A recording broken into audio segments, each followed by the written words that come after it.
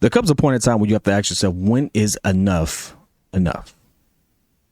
Now, I know that, man, we just had a good comeback win on the Miami Heat. We were down 22-1 or whatever it was, and then we came out with a 5-point victory.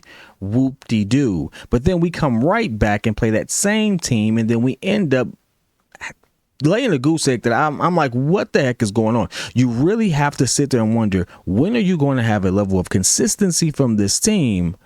And where is the main issue? And for me, this particular game showed me ultimately what the issue was. And I'm going to break this down. Listen, we're going to skip the intro. You know who I am. You know what to do. You know what the channel is. You see the logo. You see the name. Let's get into it. This is about the Bulls. At this particular point, the Chicago Bulls find themselves in one interesting position. Billy Donovan, to me, is getting...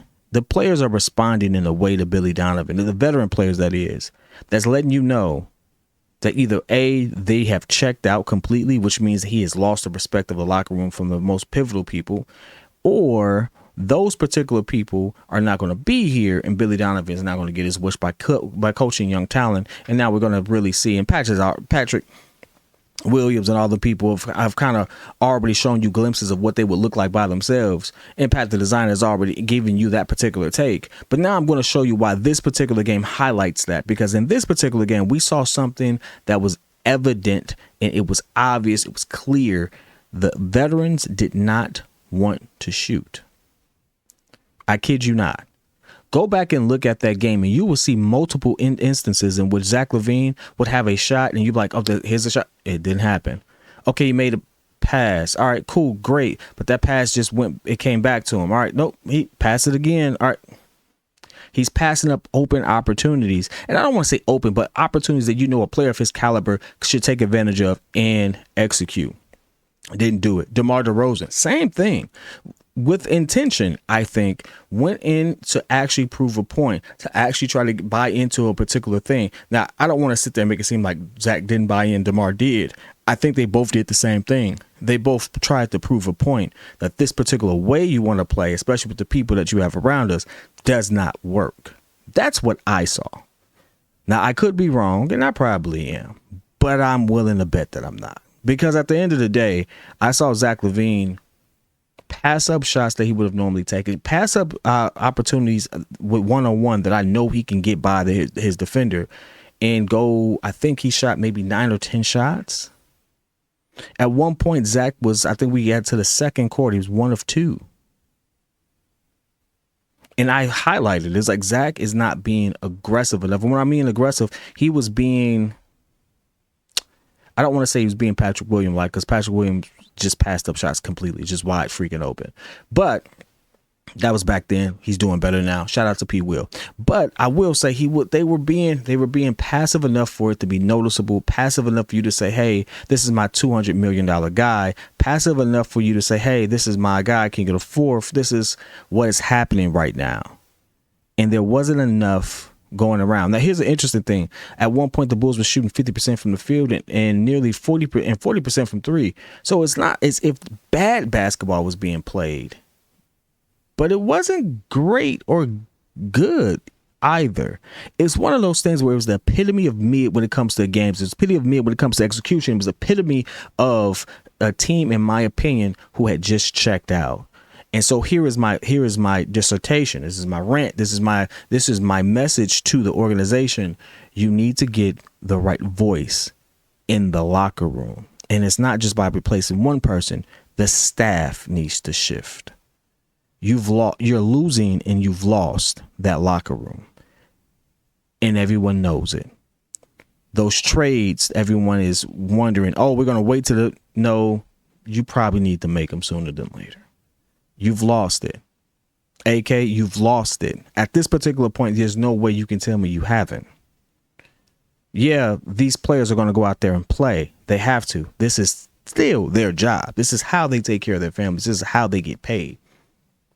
But that don't mean they got to sit there and give you 110% every day. Trust me, we know people who quietly quit their jobs every single day. And in this particular business, they may not be quitting, but they're not going to give you the effort as if they're trying to win for the jersey or the name that represents the city on the front. They're definitely just looking out for the name on the back. And at some point, you can't blame them when you don't put the right people in the right places to do the things that they want to do, which is ultimately win and start to build some synergy and be consistent.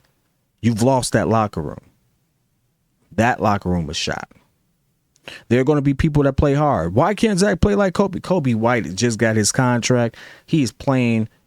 Zach LaVine is going to find another team. Kobe White goes out there and starts tossing up a bunch of goose eggs. It's not going to be the same result.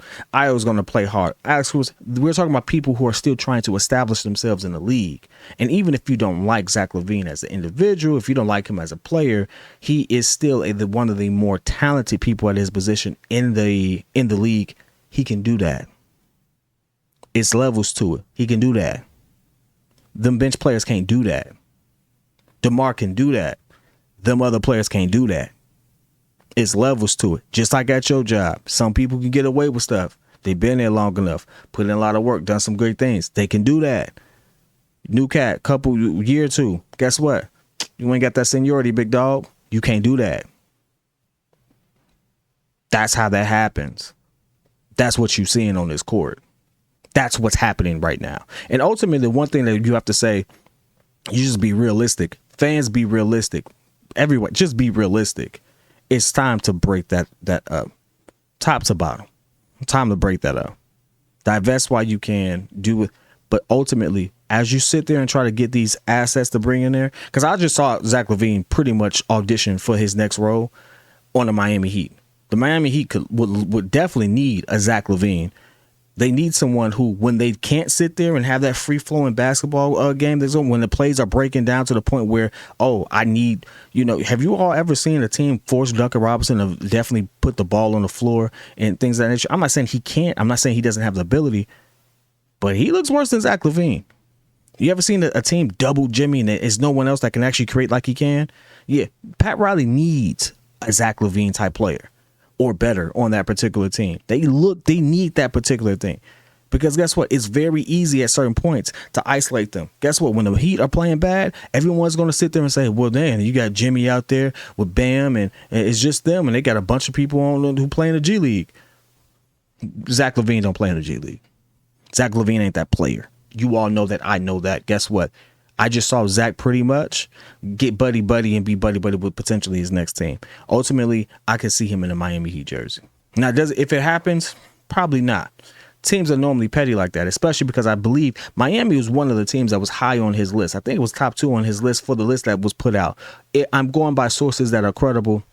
If they have misinformation, blame them. Don't blame me. I'm just reporting it like you all saw it. But at the end of the day, you all see the same thing. It's a wrap. It's a wrap. I've gotten a lot of hate for saying a couple things. I said it before. Patrick Williams wasn't it for 4th overall. Got a lot of hate for that on this channel from you all. Same season, double back down. Now y'all see it. He may not be a bad player, but he ain't gonna be Scottie freaking Pippen. He ain't gonna do that, right? Although when you see him going downhill, he look like he could be, but I doubt that, right? Kobe White, good player. He's not a starting 2 guard on this team. He will be when Zach ain't here, but he ain't a starting 2 guard on this particular team. But he's a good player. He's improved himself, stuff like that. Billy Donovan ain't it, dog. Billy Donovan is not it. I'm letting y'all know right now. He's not it. But y'all need to go ahead and let me know how y'all want to feel. Let me know what your thoughts are, man. Let me know how you feel about this particular thing, this iteration of the Bulls that you're seeing, what you expect the Bulls organization to do. Because at the end of the day, we're getting tired of reporting on mid teams. We ain't had a lot to be excited about. And as for every up, we've had like 2 or 3 downs. And it's time. It's tiring. It's just a wrap. But I want to hear your thoughts, man. Whether it's love, whether it's hate, you all let me know. Put it in the chat. Get at me. Shoot at me on Twitter. You all know the deal. The name is there. You know what we do. Until next time. Peace.